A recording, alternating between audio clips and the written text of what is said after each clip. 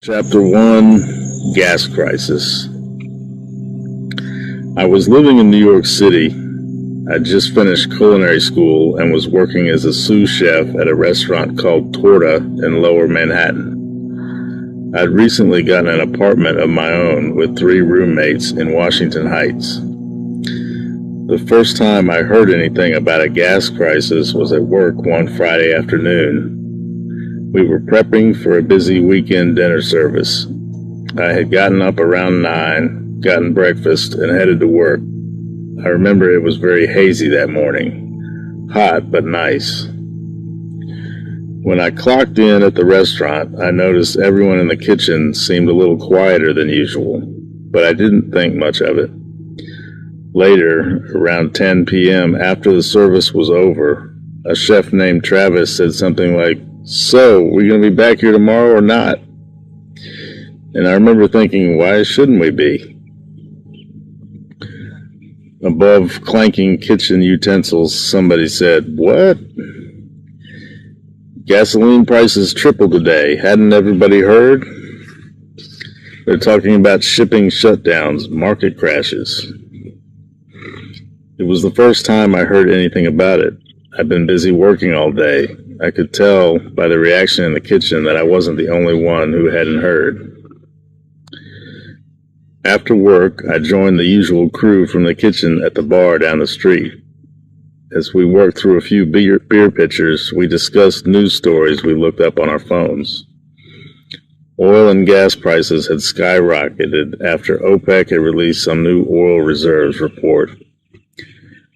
Basically, we realized they had been lying for years about how much oil they had, and when the truth came out, oil prices went through the roof instantly. That's how I understood what happened anyway. Half the table's attitude was to kind of shrug and say, they're going to fix it somehow. Others, like me, didn't know what to think, and a couple people said, "This is bad. You all should think about places you could go if things don't change.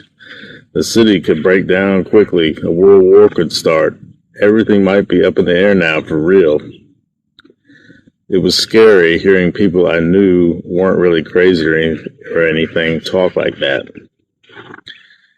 The conversation was serious, but we were laughing and casual as usual.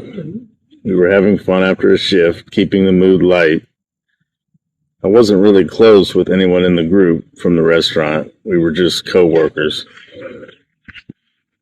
It wasn't until I rode home on the subway that I really started to wonder if I should be worried and what I would do if New York City suddenly fell apart. But New York City couldn't fall apart that much, that quickly, could it? Probably not, but I guess you never know. Would I go stay with family? I could go to my sister's maybe, in her suburb in central Jersey with her kids and uptight husband. My mom's? Her new boyfriend is okay, but they're busy, and I hate that part of town they're in. There's my dad living by himself in a motel on the Outer Banks beaches in North Carolina. Which would be better? None of the options seemed to stand out to me. Before long, I got off the train at my stop, 191st Street, climbed damp concrete steps into the night air, and walked 4 blocks north to my apartment, which was quiet as I entered. My roommates were probably either out or asleep. I shut my room door, lay down on my bed, and, tired from working and drinking, I fell asleep.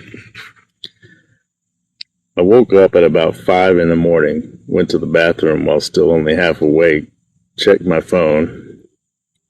There was a missed call from my sister Kim.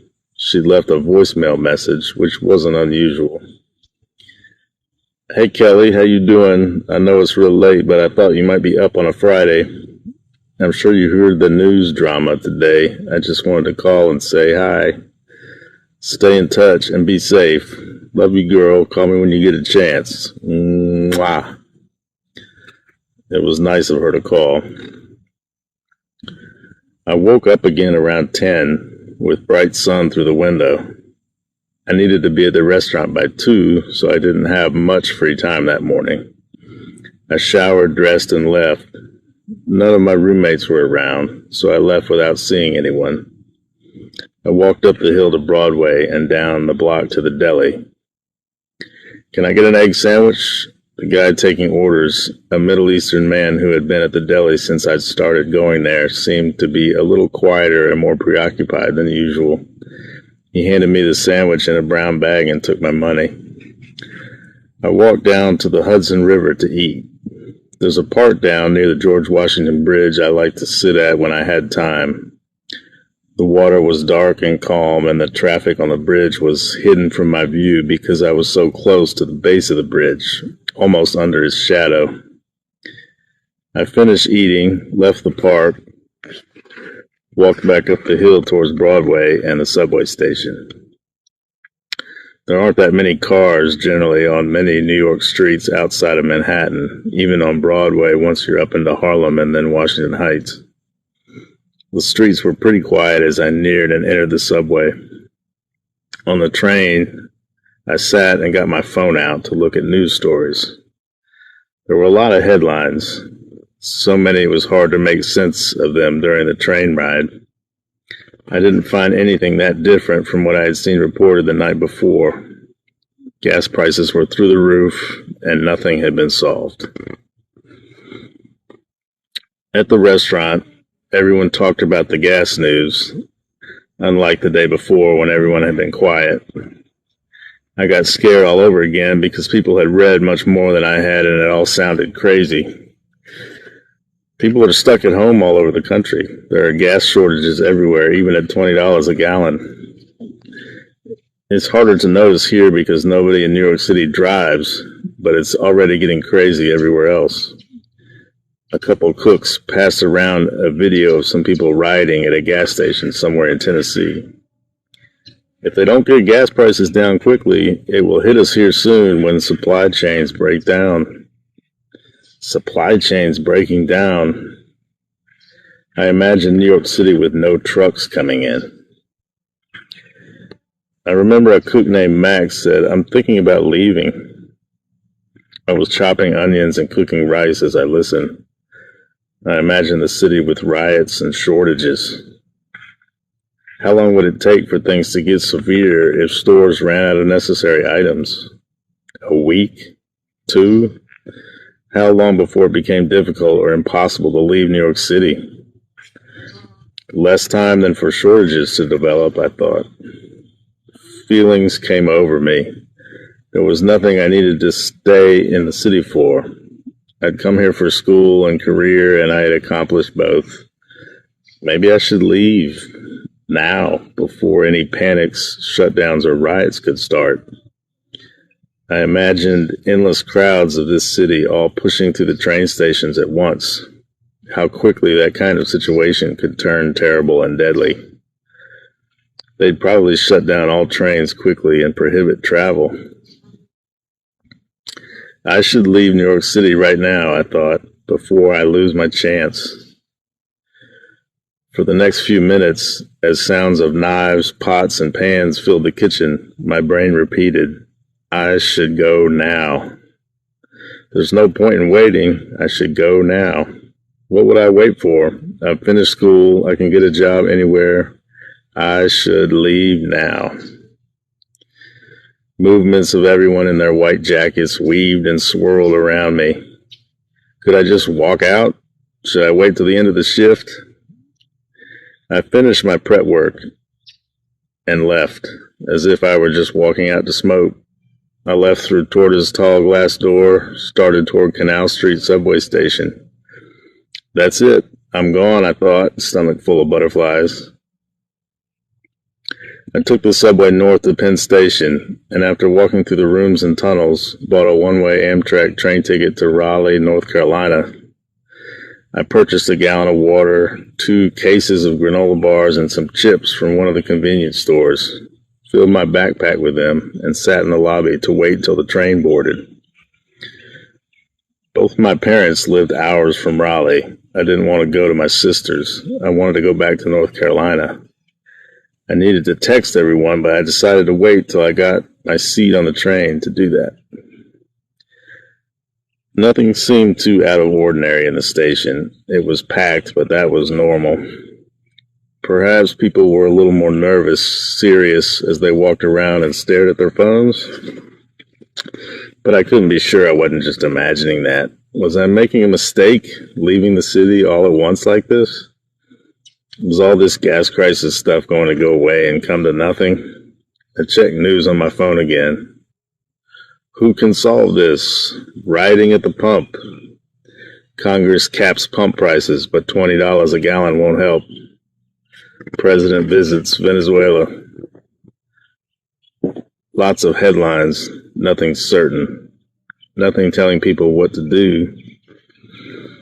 I decided that if it all ended up not being a disaster, I didn't care. I wanted to leave New York anyway. I gotten some work experience.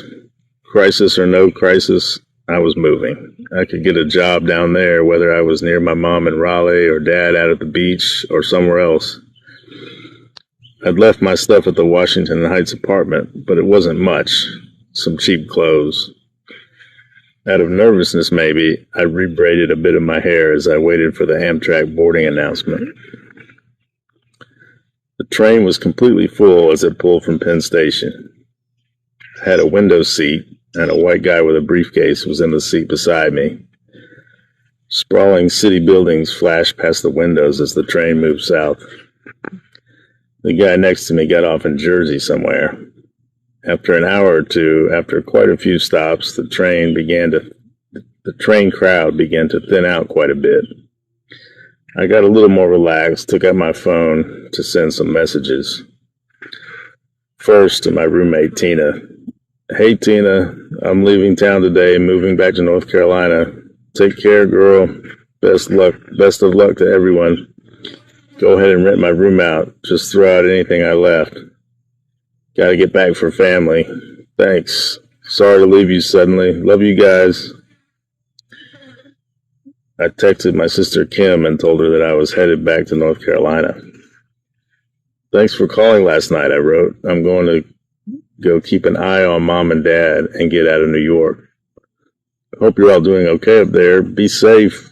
Can't believe how things are going with the gas prices. Love you. To my mom, I wrote, Mom, hey, how are you? I'm on the train out of New York coming down to Raleigh. I was too scared to stay in New York with the gas price thing. And anyway, my school's done. I got some work experience. I'm ready to leave. I need somewhere I can afford rent, have more fun, be more relaxed. I'm ready to leave New York anyway. Love you. Could I come by when I get down there? Then I texted Tanika, the cook I was friendliest with at Torta. Hey, Tanika, I had family shit come up all of a sudden. I'm on the train to North Carolina and I won't be back. Tell everyone I'm sorry if it comes up. All the best to you and your family. Take care, girl. Thanks. Hope I didn't fuck up that shift too bad. That finished the messages I needed to send. I wanted to get in touch with my dad too, but I wasn't ready yet. He never checked texts at that time. You had to call him. I would call him later. The first endless urban section of the train ride leaving New York was finally being broken up by a few occasional stretches of trees and farmland. I stared out the window. The train rumbled, sometimes smoother under us, sometimes bumpier. Everybody on the train was quiet. I wasn't quite sleepy enough to fall asleep, but I stared out the window for a long time, resting, spacing out, watching buildings and trees pass. Now and then I began to notice cars parked in unusual places beside roads or near intersections. People are running out of gas, I thought, leaving their cars and walking off.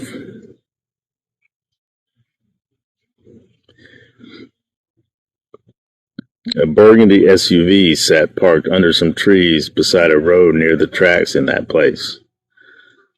30 seconds later, I saw a silver Chevy sedan in the grass next to a stop sign beside several housing complexes. Maybe these people just got out, left their cars, and walked home. Wild, I thought. Somewhere in Maryland, it got dark. I checked my messages and wrote to people who had answered mine. My mom had written, "Hey baby, you coming down? Be safe, okay? Come see me when you get here and call me." I looked at some more news. There were headlines about oil wars. The diplomats were out and about. The militaries were ready. But you couldn't make oil appear that wasn't there, I guessed, especially not quickly, and the crisis was now. That's what I gathered from what I read anyway. I got on Facebook for an hour or so, but didn't run across anything interesting. Eventually, I curled against the window with my head propped on my sweatshirt and fell asleep. I woke up early. The train's lighting was still dim to the nighttime setting, and the windows were black with electric yellow dots floating at various distances out there as the train rattled along. We were scheduled to arrive at the Raleigh station at 7:25 a.m., and it was already almost 5, so I stayed up, not wanting to sleep through my Raleigh stop. The sun came up. I watched its glow illuminate the window scene. Passing through Richmond, I saw more abandoned cars in morning shadows. There were fields and trees as we crossed the border into North Carolina. We got to Raleigh. The train was largely empty, as it had been through the night. I exited with my backpack on my shoulder and walked out into the downtown Raleigh station. Quite a few men and some women slept on station benches. I realized I was hungry. Outside on the street, the sun was bright. The roads were empty. I'd read that people weren't going to work. Either there was no gas locally for the commute, or their companies were on pause because of the fuel situation.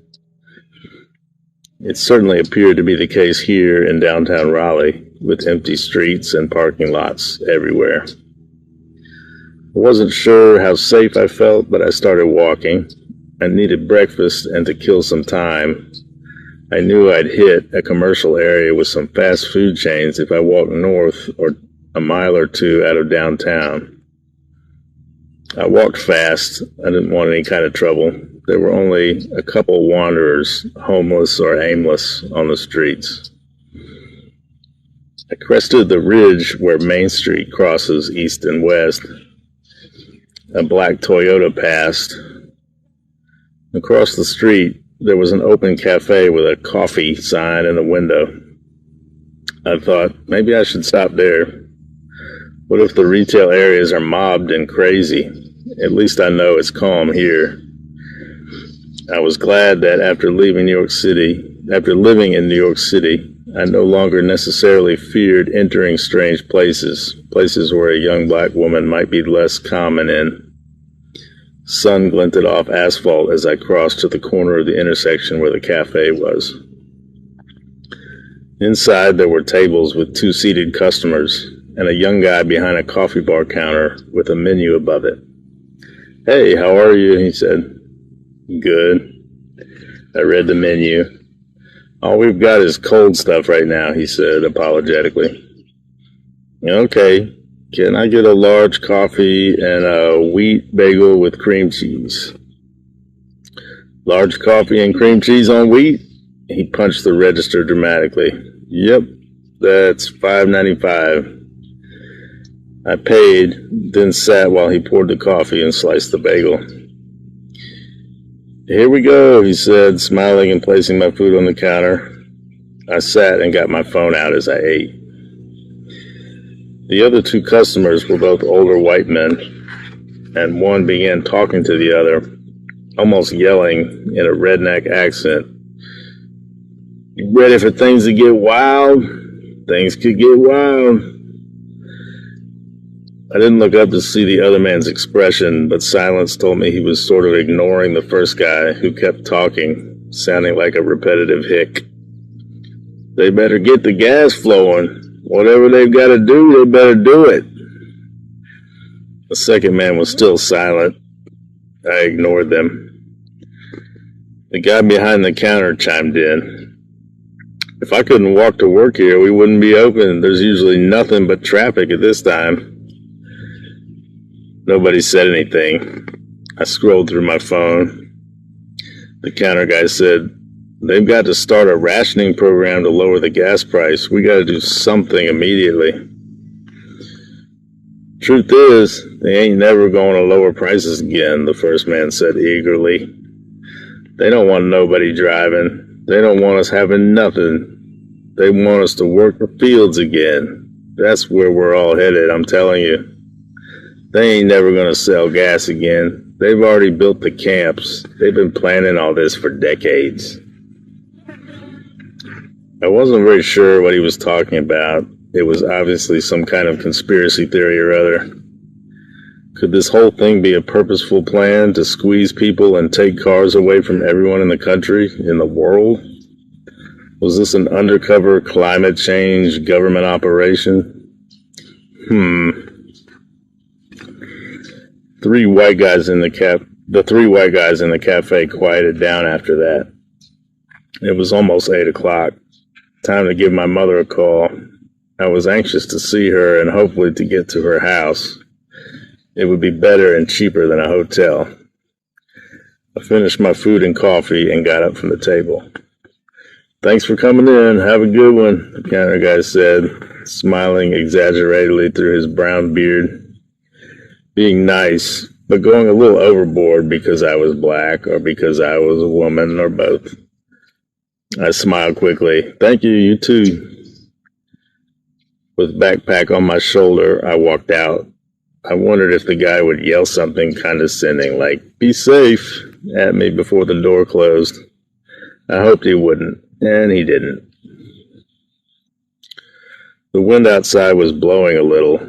I needed a quiet place to make my phone call. I walked up Main Street past empty shops. Nothing was open. Nobody was around except a couple more people who looked homeless. A few blocks up, I walked near a dumpster behind a Thai restaurant because I had a good view of the area from there and no one could approach me from behind. The phone rang. "Hello, Kelly," Mom answered. "Hey, Mom, how you doing?" "I'm all right. Where are you? You in town yet?" "Yeah, I'm still downtown near the train station." "So you decided it was a good time to leave New York, huh?" "Yeah, too expensive anyway." "Yeah, I bet. You gonna come see me?" "Yeah, but I was wondering if you could come pick me up.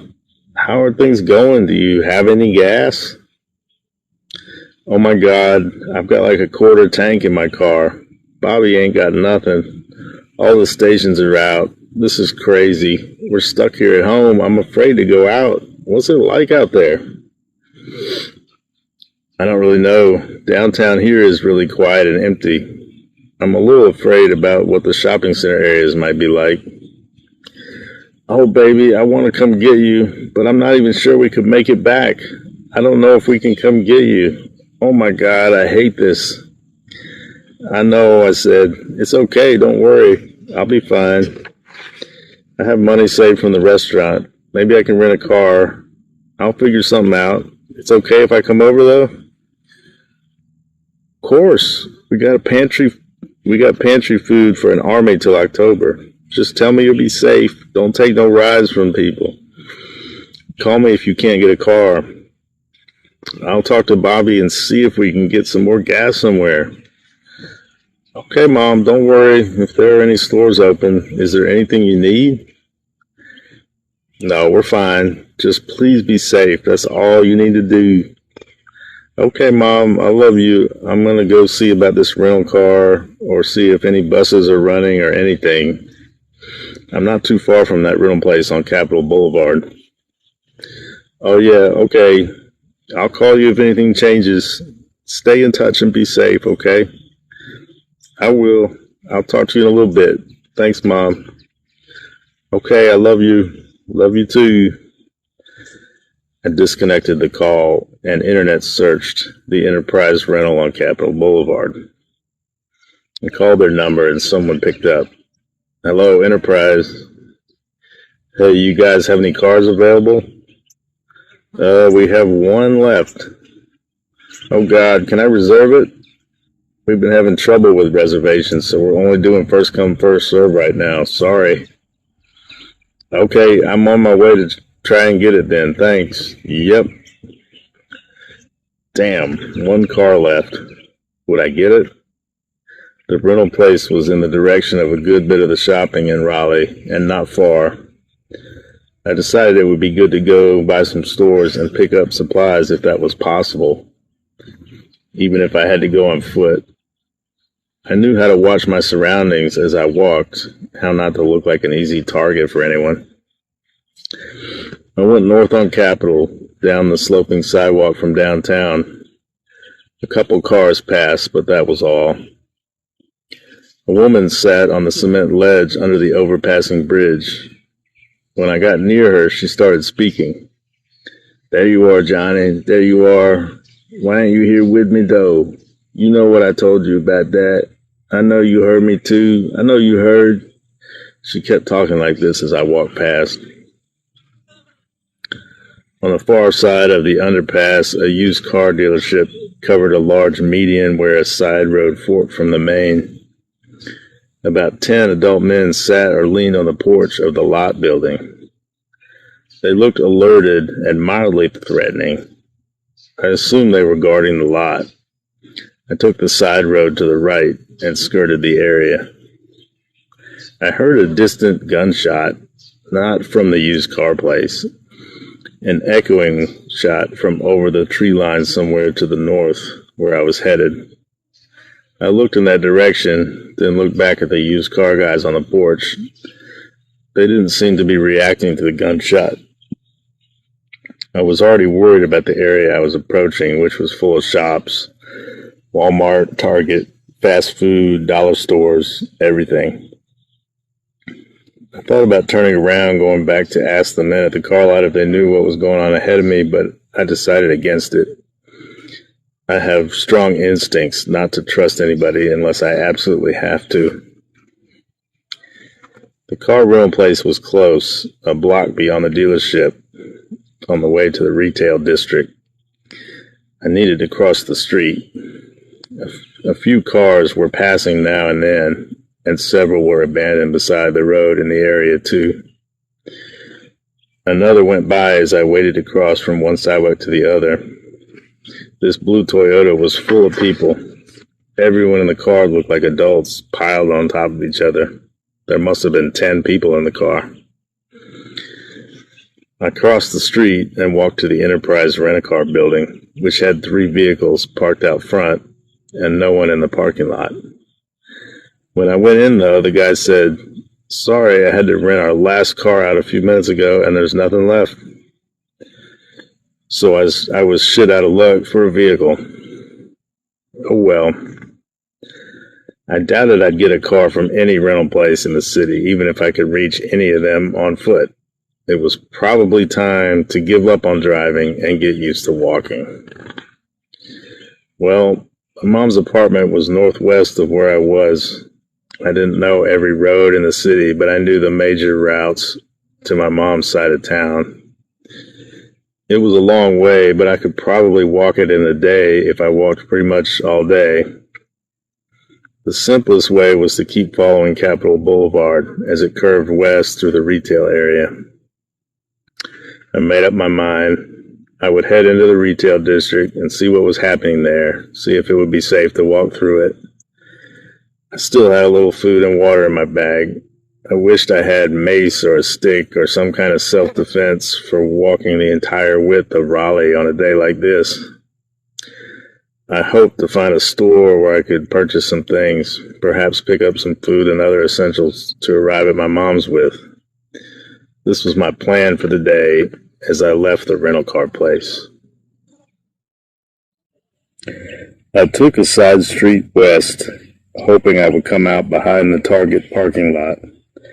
Ahead of me, I saw a crowd of men and vehicles surrounding a Safeway gas station.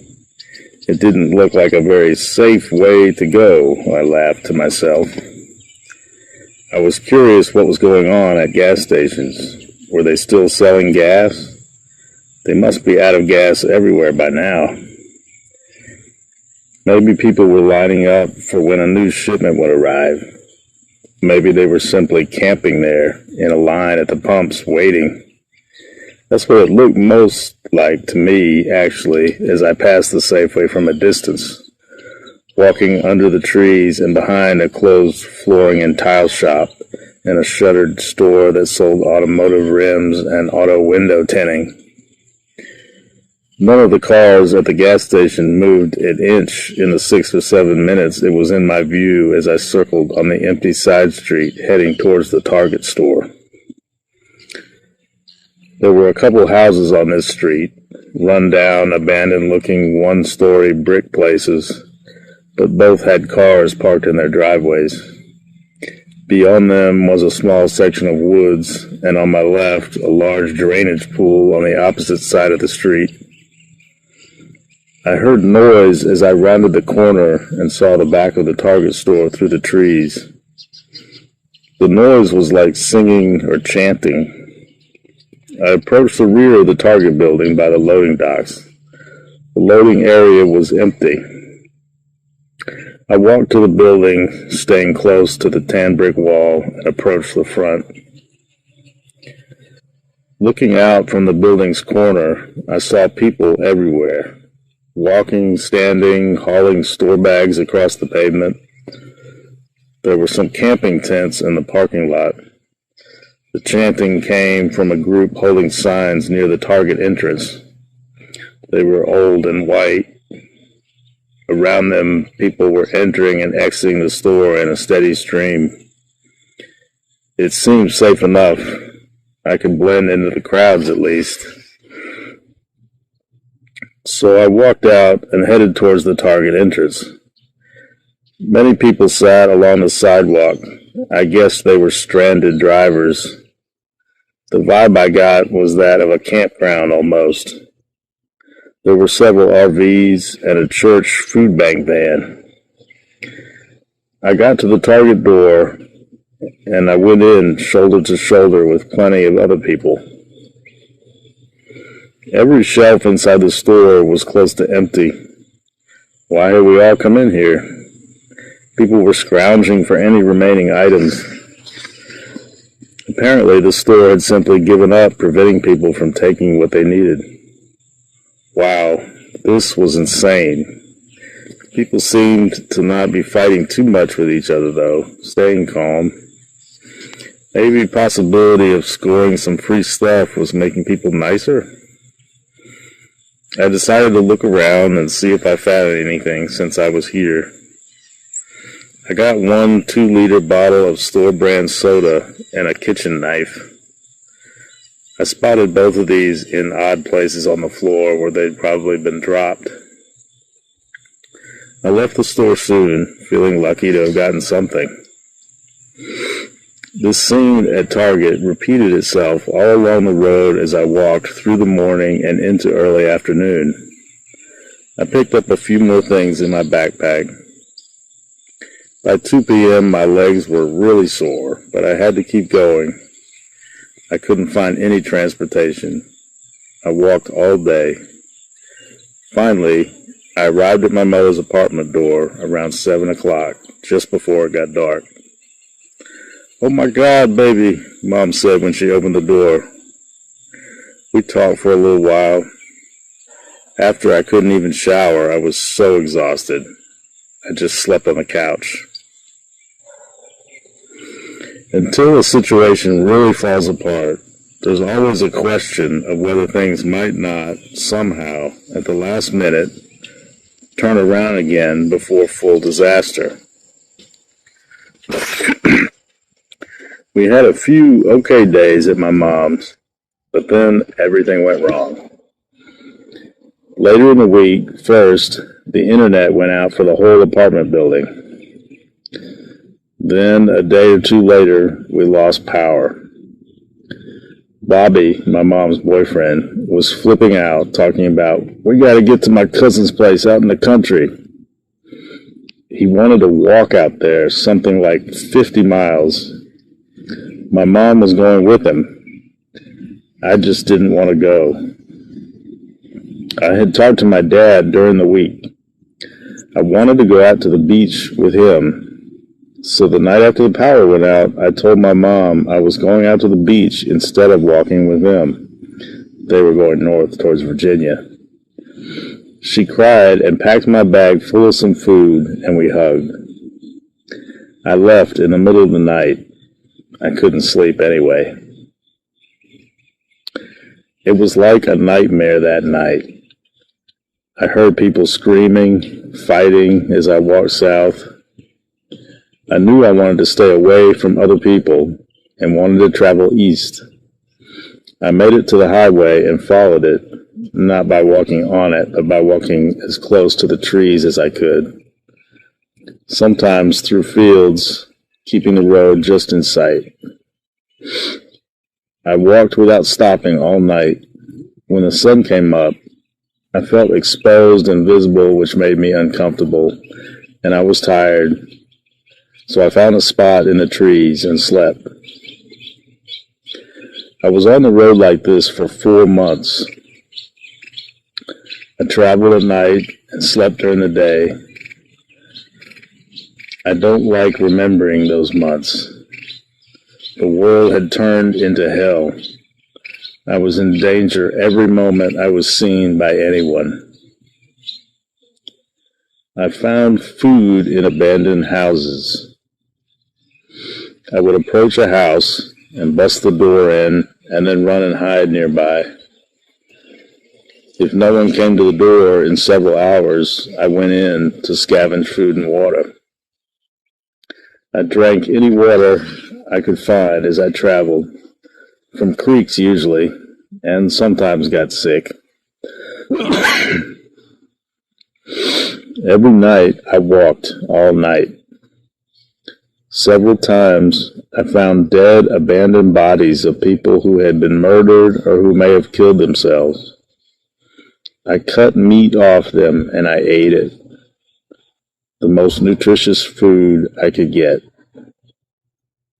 It was gross cutting the meat off the bodies. I wondered if I was still sane, but a sane being eats. It was not gross to have food to eat. I had no choice but to survive. But why like this? Why was this happening? I shut my mind down like a robot in survival mode. I just felt things. I just existed, breathed. I avoided the cities and kept going east. I was getting weaker, though, and tired, and I could almost never find good water. I made it a long way east to the rivers and swamps near the coast. One quiet morning, I was suddenly surprised and stopped by a man who came out of the trees with a gun. He said, "We were collecting workers for a huge farm near here.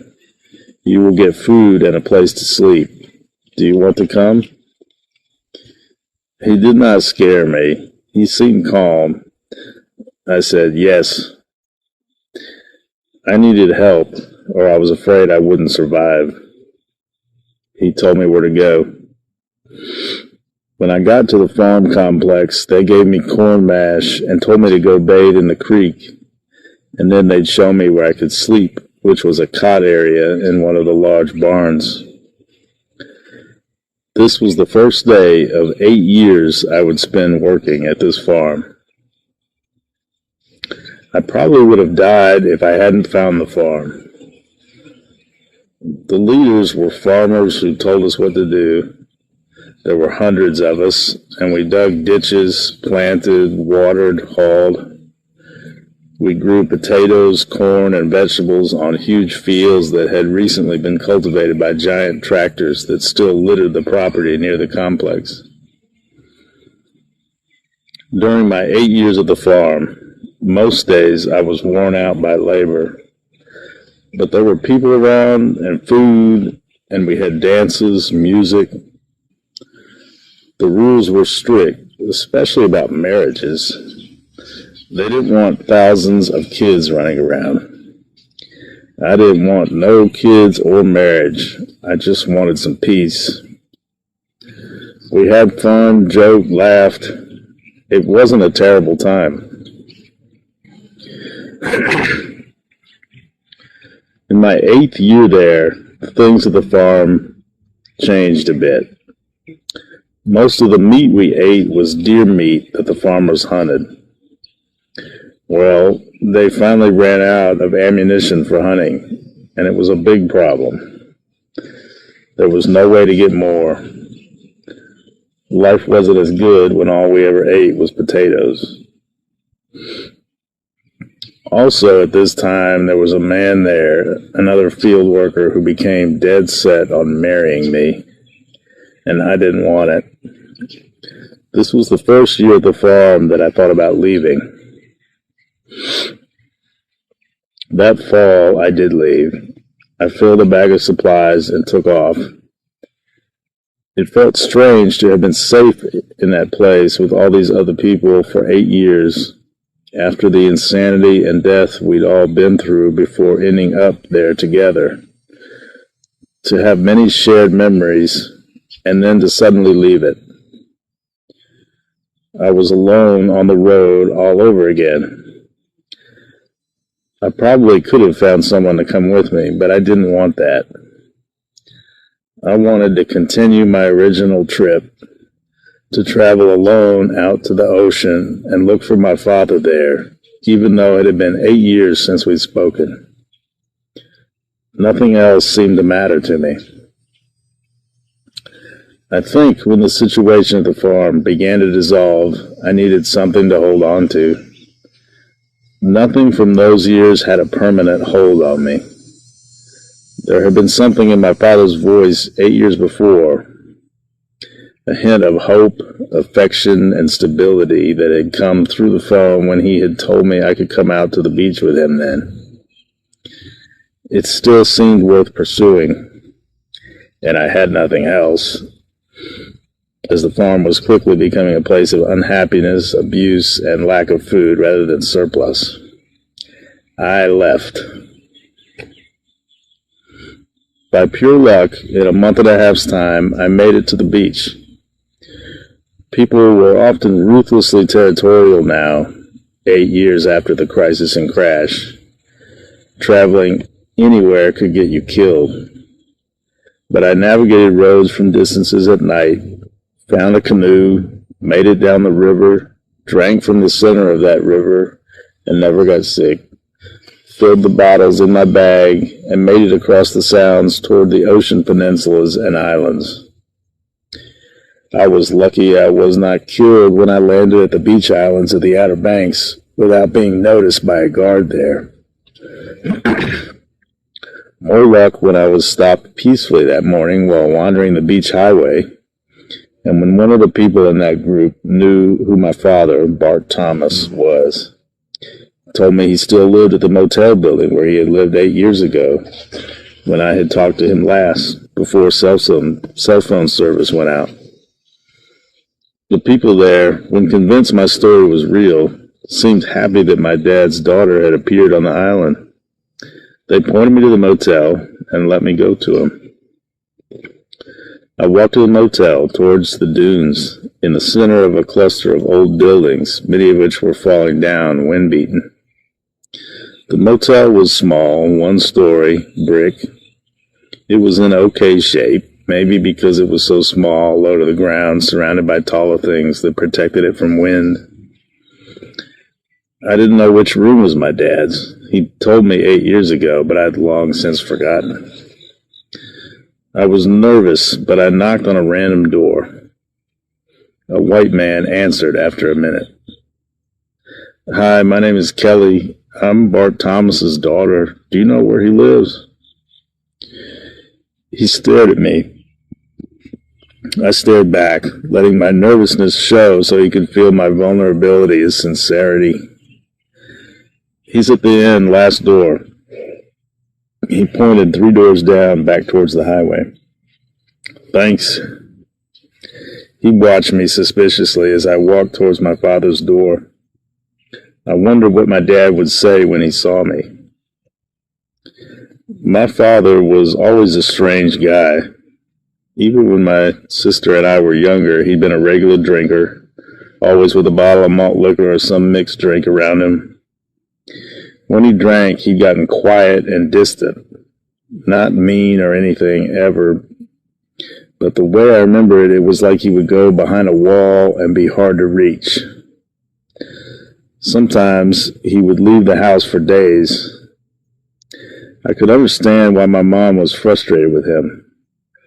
But there were moments when he could be so kind and fun and innocent towards us as kids. It always made me sad and mad that he could not keep his life more organized and could not keep Mom happy.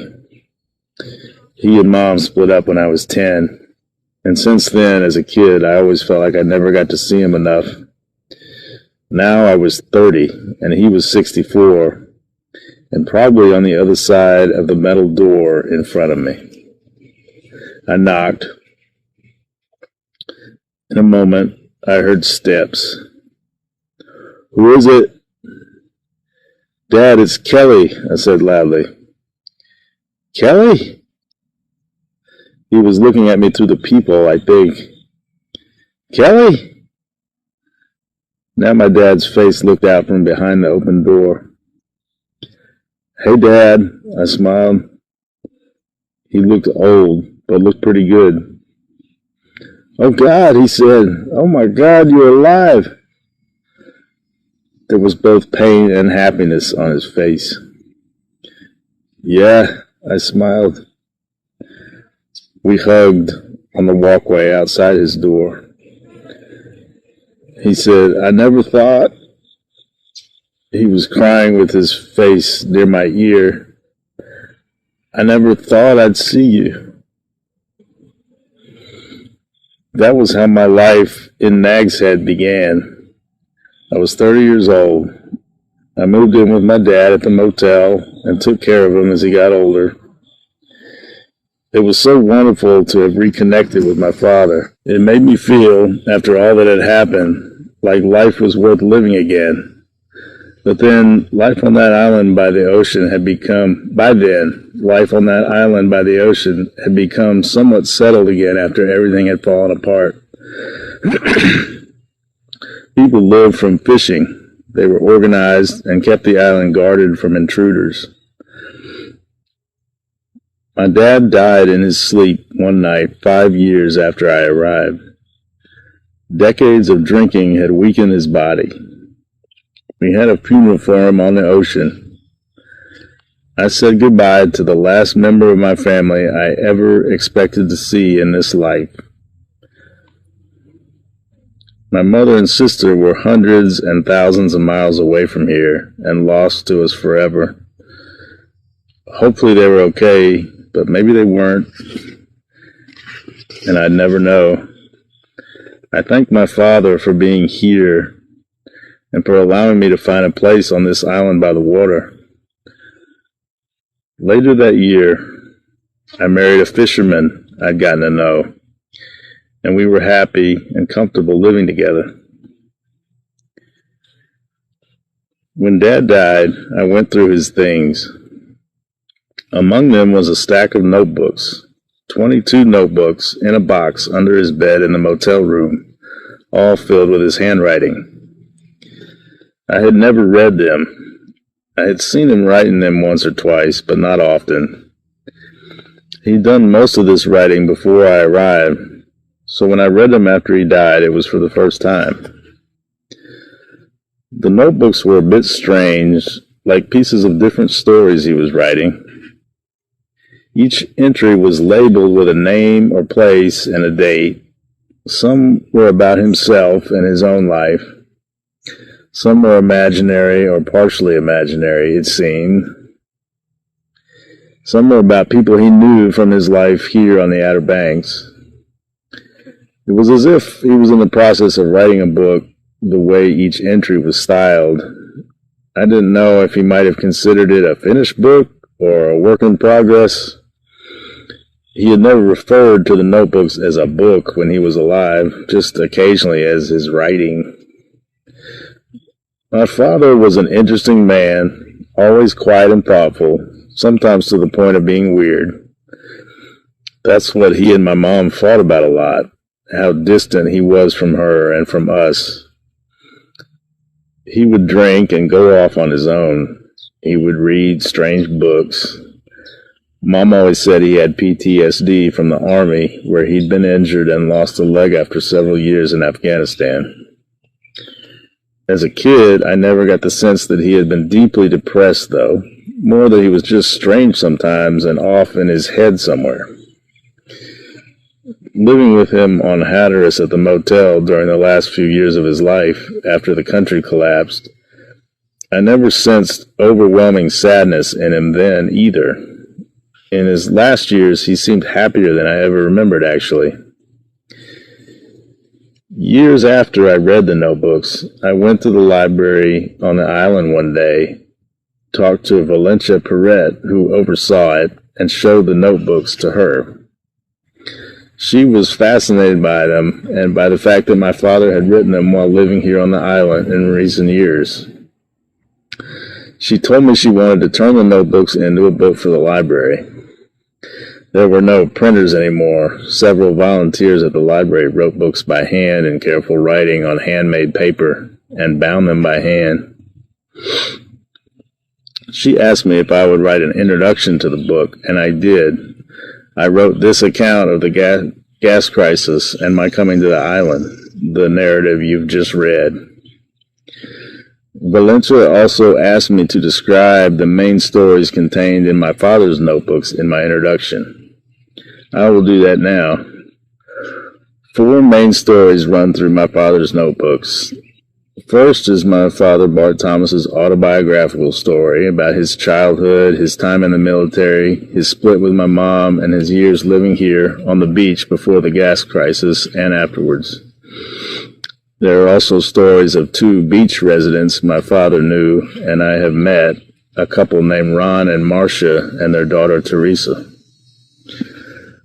Another major story in the notebooks is fictional, I believe, about the Pacific island of Rapa Nui, which is called Easter Island. In this story, several characters from a cruise ship land on that island on the day Rapa Nui natives undertake a military coup to seize control of their native land from the Chilean government. I think my father simply got the material for this story from the internet and his imagination. Valencia Perret believes there is no record of any coup taking place on Rapa Nui before the gas crisis. The third story in my father's notebooks is a pretty accurately historical but reimagined one about Native American origins of Roanoke Island, which lies directly west of Dad's hotel room, right across the sound from the beaches at Nag's Head, on the inland side, 5 miles away at most. 2 main native characters in this story, Manio and Wanchese, are 2 of the native Croatoan tribe who lived in this area when British colonists attempted to found their first settlement in North America on Roanoke Island. My dad wrote an account of this settlement from the perspective of Manio and Wanchese, for whom the only 2 modern towns on Roanoke Island were named. My dad must have based much of this story on basic readings of Roanoke history. The last main storyline in the notebooks has different parts following several separate dreams my dad must have had at some time during his life at the beach. He called one an alien apocalypse film dream. In it, the world is destroyed by alien weapons, and then several people's lives after the event are recounted. Another dream is called Tribe Dream. In this, my dad dreamed as if he were a member of a primitive hunter-gatherer tribe from some undetermined time period. A third dream is called Criminal Dream. In it, my father dreams as a young man named Kai who steals a large amount of money and begins a life as a gas station owner in Florida, then later robs a bank and goes on the run with a woman he meets. This dream actually morphs into the tribe dream. A fourth dream is called Fox-Wolf Dream, in which my dad dreams as if he were a young girl who magically turns into a wolf one night and then into a fox while going on a journey through a countryside and into a city where he meets a college professor and becomes the professor's pet and companion. These are the major storylines in my father's notebooks. I wrote this introduction for my father's notebooks in my spare time over a month or so, then brought it to the library building and showed it to Valencia Perret. She read it and said, "This is wonderful.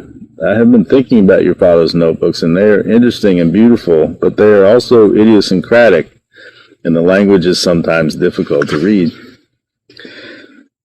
I was wondering if you'd be interested in writing more about your own experiences to accompany the stories in your father's notebooks. Then we could make a book for the library by both you and your father together." I had enjoyed getting up in the early mornings and writing this introduction, so I said, "Yes, okay, I would like to do this. I will try." I took my father's notebooks back to my house, where I stored them in an old waterproof plastic bin, and I read through them again and wrote a few of my own stories to accompany my father's writing. And this is the finished book. I hope it's an entertaining and valuable record of events in this corner of the world before and after the gas crisis, and of my father's and my particular experiences of them. I would like to thank Valencia Perret for suggesting the idea of writing to me and for incalculable help along the way to make this book. Perhaps because its title caught my eye and made me laugh and immediately wonder what it contained, the first of my father's notebooks I ever opened to read through was titled, in ink on the notebook's yellow cardboard cover, "Alien Apocalypse Film Dream." I had never read anything my father had written in my life. Looking inside the notebook a few days after my father died silently while sleeping on the motel mattress, I was then returned, after my father died silently while sleeping on the motel mattress, then was returned in the bonfire ceremony on the beach sand to earth's wind and waves, which was beautiful to me. Reading it felt like finally getting to look behind a curtain, hiding my father from me for my whole life until that point. Being able to read this writing of his felt like a window into a secret world I'd always assumed had drawn my father away from our family years ago, separating him from our mother and us. My recent years with him after reuniting at the beach after the world fell apart have been wonderful. But my father was old and often sick by this point. These years hadn't answered all my questions about our family's past. The notebooks, I felt, must have something like answers inside them. Then again, what kind of answers could a stack of 3 notebooks titled Alien Apocalypse Film Dream actually contain, I wondered. This question entered my mind when I read the notebook title, and I had to laugh. Aliens? Really? Had my father, with his easy smile and low-key attitude, been genuinely crazy all this time?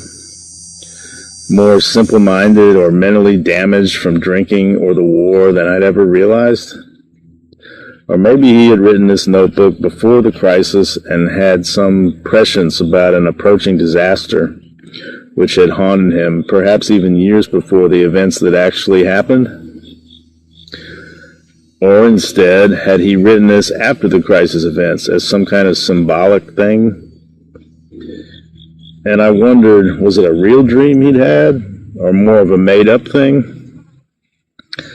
I still didn't know the answer to any of these questions when I opened the notebook and read its passages again, more thoroughly than ever before, passages which are often strange, wild in their wording, but feel written by someone who knows the English language well, takes care with it, aims for some kind of style. Sometimes the narratives jump from scene to scene as if unfinished almost. My father left dashes between some paragraphs to divide unconnected scenes. At other times, the stories flow steadily for long stretches. The language is sometimes very condensed, even sounding to me almost like shorthand notes for some future finished piece of writing, possibly. He often omitted these and ands and other semi-necessary words. But it's hard to know what my father intended for the writings. He might have never even really known his intentions himself.